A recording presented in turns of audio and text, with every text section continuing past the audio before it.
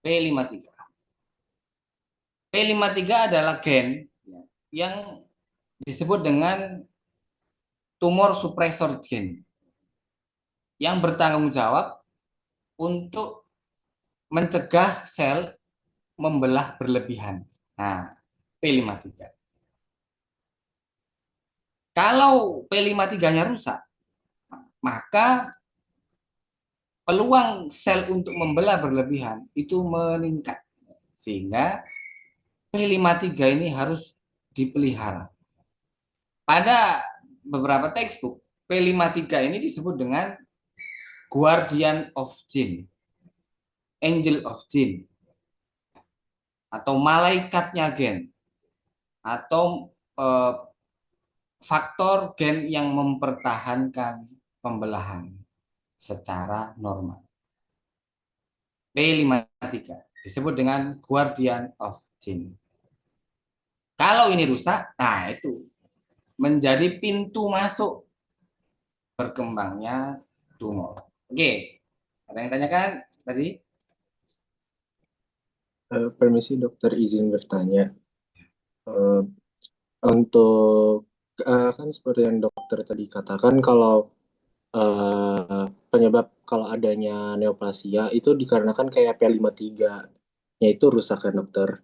Iya. Jadi menyebabkan juga selnya itu tidak bisa melakukan apoptosis.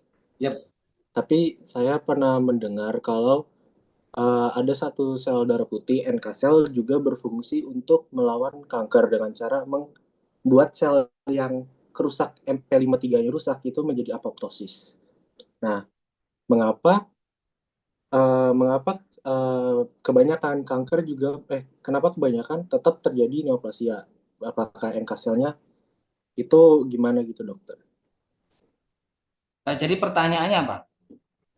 Eh, Kenapa kayak neoplasia atau selnya itu masih bisa terus berkembang meskipun sudah terdapat sel darah putih NK sel yang seharusnya melawannya untuk menghentikan terjadinya pembelahan terus-menerus.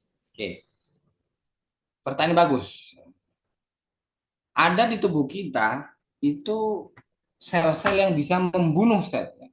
Contohnya sel radang. Sel radang ini dia bisa mengeluarkan faktor-faktor tertentu seperti ini di inflamasi ya. Faktor pemicu nekrosis seperti TNF, kemudian interleukin, di mana TNF ini tumor necrosis factor. Namanya aja tumor necrosis factor. Berarti apa? Dia memang membunuh sel yang lebay-lebay, jadi berlebihan-berlebihan. Termasuk NK sel. NK sel juga mengeluarkan TNF selain sel radang. Jadi kalau ada sel-sel yang eh, kelainan bisa mengganggu tubuh, nah itu dia bunuh. Pada pertumbuhan neoplasma tadi kan kita disebutkan bahwa ada pemicunya. Kalau pemicunya itu terjadi pada proses inisiasi, C.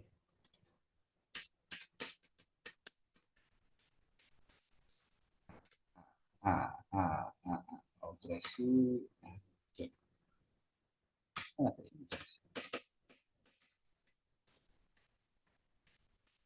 Inisiasi.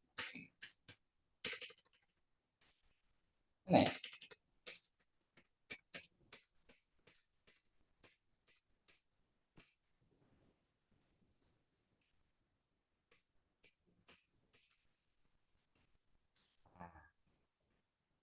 jadi pada proses tadi ya, ada NK sel, ada PMN, ada limfosit, ya, makrofag, semuanya itu punya peluru yang disebut dengan TNF, tumor necrosis factor.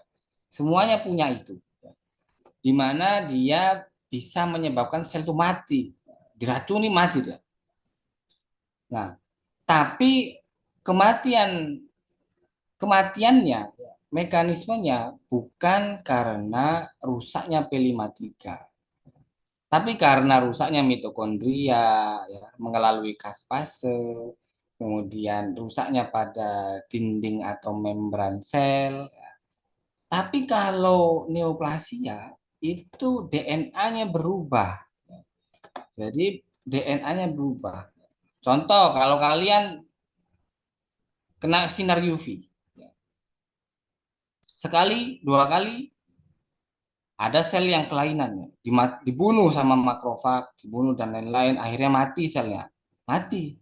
Tapi struktur genom P53 aman-aman aja, mati tapi. Atau kembali normal dalam struktur P53 yang masih normal.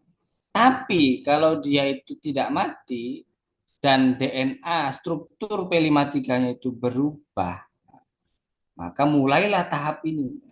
Promosi, proliferasi, sampai progresi. Jadi ada inisiasi, promosi, proliferasi, dan progresi. Kalau tadi yang ditanyakan masih tahap inisiasi, selnya langsung mati tanpa menyebabkan perubahan DNA-nya, tumbuh lagi digantikan DNA-nya masih normal. Tapi kalau ternyata selnya mati, yang gantikan selnya P53-nya sudah berubah. Nah, ini dia. Maka berpeluang dia untuk membelah berlebihan. Selain P53, ada namanya P21.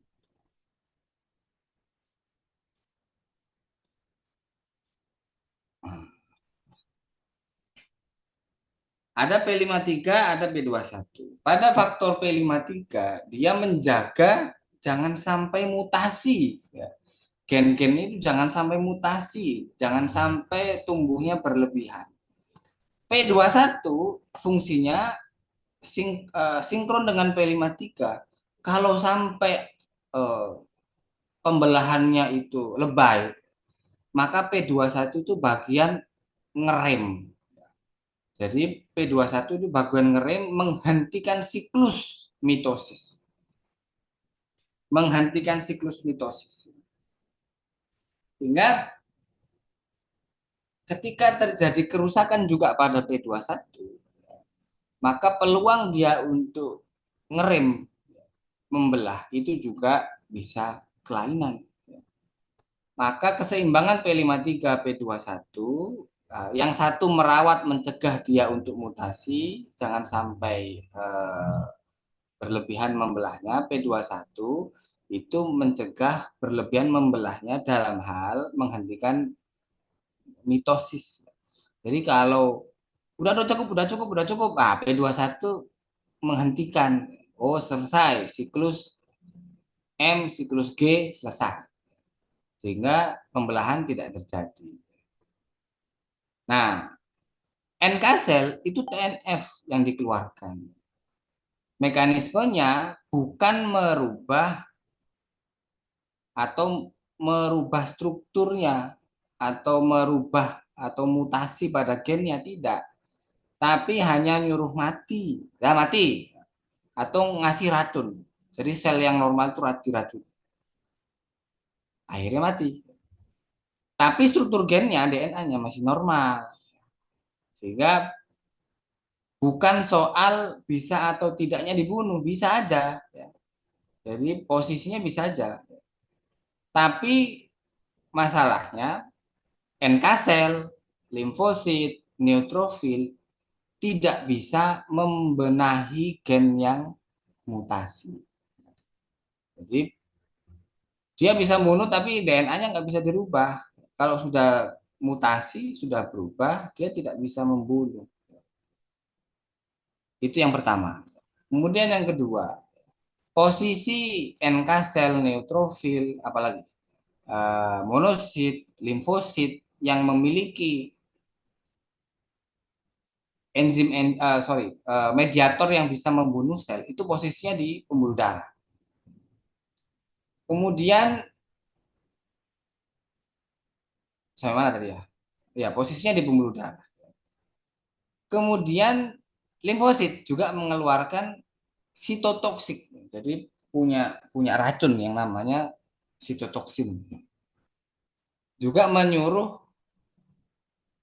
sel itu mati. Pertanyaannya sekarang, kapan neutrofil, NK sel, makrofag, limfosit itu bekerja? Mereka tergolong pada sel inflamasi. Maka yang perlu dijawab, kapan mereka bekerja? Aurelia Lugito. Sel-sel inflamasi ini, kira-kira dia bekerja saat kapan?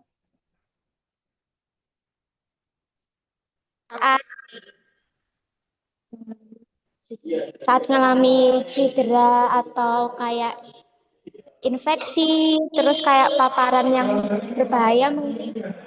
Sip. Nah, sip. Saat ada jejas, saat ada trauma, saat ada kerusakan jaringan, saat ada infeksi. Pertanyaannya, sel yang mengalami perubahan DNA ini, apakah mengalami infeksi? Enggak. Tadi kan kena UV. Enggak ada bakteri, enggak ada virus. Kecuali yang ini ya, kecuali yang mekanisme viral onkogen. Nah, kalau yang viral onkogen memang dia brengsek memang dia. Virusnya dia menyuntikkan DNA ke nukleus, beda. Tapi kalau sel radang itu bekerjanya kalau ada inflamasi, kalau dipicu oleh infeksi, kerusakan jejas dan segala macam. Masalahnya sel yang mengalami perubahan DNA ini tidak selalu karena jejas atau infeksi. Bisa aja karena faktor-faktor yang lain ya seperti tadi paparan radiasi, nggak ada infeksi dan lain-lain. Sehingga kapan NK sel neutrofil bekerja kalau siklus inflamasi tidak dimulai, ya kan? Sampai sini paham nggak? Halo. Paham, dokter. Nah, jadi NK sel, kemudian neutrofil, limfosit, monosit itu hanya bisa bekerja kalau siklus radang dimulai. Kapan mulainya? Ketika ada jejas. Nah, masalahnya itu tadi. Nah, apakah kanker itu dimulai ketika ada jejas, trauma, dan lain-lain? Nggak ngerti. Yang jelas saat DNA-nya mutasi. Sehingga kalau dia itu DNA mutasi tanpa memicu inflamasi, NK sel nganggur, neutrofil juga nganggur. Kayak diem-diem baik dianggap nggak ada apa-apa. Nggak ada apa-apa, tiba-tiba aja berkembang. Sehingga pada konteks ini yang harus berhati-hati adalah kapan selnya itu mengalami perubahan DNA. Apakah saat mengalami jejas atau tidak? Kalau tidak mengalami trauma, infeksi, ya, dan lain-lain, maka sel radang tidak bisa menjangkau. Sampai sini bisa dipahami? Bisa, dokter. Terima kasih. Ya. Kalau pernyataanku ada yang salah, koreksi aja. Apa-apa. Atau ada sumber lain. Oh, kalau dari jurnal ini begini, dok. Silahkan. Oke, itu yang bisa kita sampaikan ya pada malam hari ini.